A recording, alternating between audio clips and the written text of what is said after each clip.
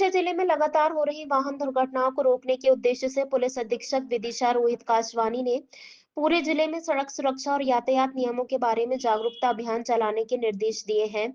इस अभियान के तहत विदिशा पुलिस ने एक पीपीटी तैयार की है, जिसमें ए से जेड तक अल्फाबेट के माध्यम से सड़क सुरक्षा और यातायात नियमों को सरल तरीके से समझाया गया है।